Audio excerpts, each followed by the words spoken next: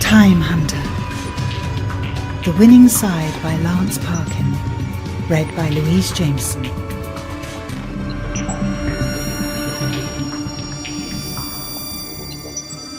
One in the morning under Hammersmith Bridge has always looked the same and will always look the same.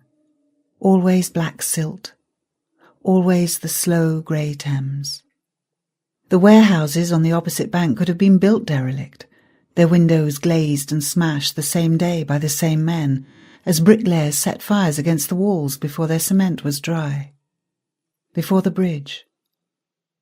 Before man, megalosaurs must have come down to the mud banks to drink, their calls like the foghorns here tonight.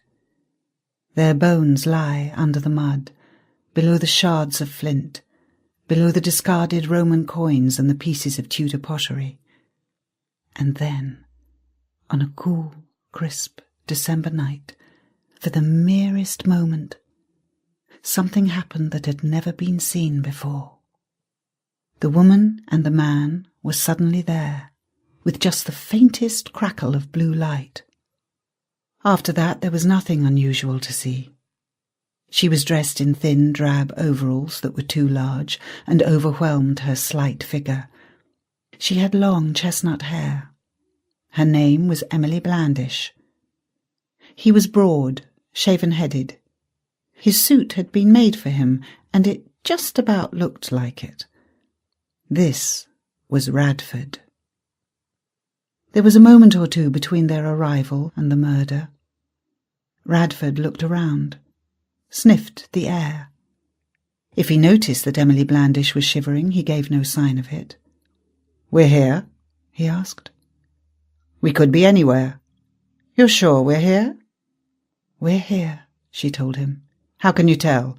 "I don't know, but I can. It feels right." Radford shifted, leaving a fresh footprint. It hadn't occurred to him until that moment that there would be a set of tracks leading to the shore, but no tracks down here. If anyone noticed that, they'd assume they'd arrived by boat.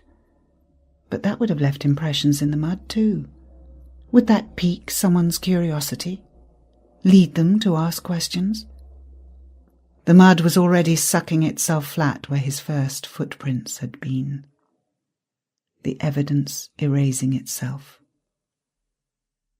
And so he broke the woman's neck, watched her drop into the mud, and left her alone under Hammersmith Bridge.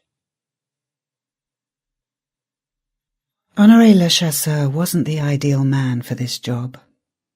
A suspicious wife wanted to find out why her husband was a couple of hours late coming home on Tuesdays and sometimes Thursdays. The husband was a man of routine, but recently that routine had changed. He was a civil servant, and the wife had rung his office one evening when he was running late, only to be told he'd left on time. When he'd returned, he'd lied, said he'd been held up at the office. He was already secretive about his work, as civil servants are wont to be, even to their wives. Rather than just ask him, the wife had let this carry on for a month, then another month. She suspected him, of course, but found it easier to hire a detective to follow him than simply talk to him. She was a customer of Mr. Syme, a bookseller on Charing Cross Road. She knew vaguely that Syme had contacts. Perhaps the two of them had been discussing detective fiction, and he had let slip that he knew a detective or two. Lechasseur wasn't a detective. There wasn't really a word to describe what he did. Spiv came closest, but he wasn't that. He preferred fixer. 4 years after the war had ended, the skyline was full of cranes as the bomb sites became buildings again, but London still hadn't been put back the way it had been.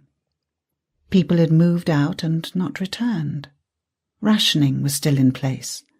Priorities had changed. Some of the old trading routes no longer existed. There was a new society being formed right here at the heart of Empire. With rationing, everyone ate the same. In military service, the social classes met, even if they never quite mixed. The government were building a new state, the welfare state, where everyone went to the same hospitals, travelled in the same railway carriages, went to the same schools. Lechasseur had seen a gap in the market, seen a niche for himself. For a price, he could find the little luxuries the shops were always running out of. He had contacts. The natives couldn't see past the new buildings, the new spirit. It took an outsider, like Lechasseur, a black man who qualified as an outsider even in his native Louisiana, to see that London was still London.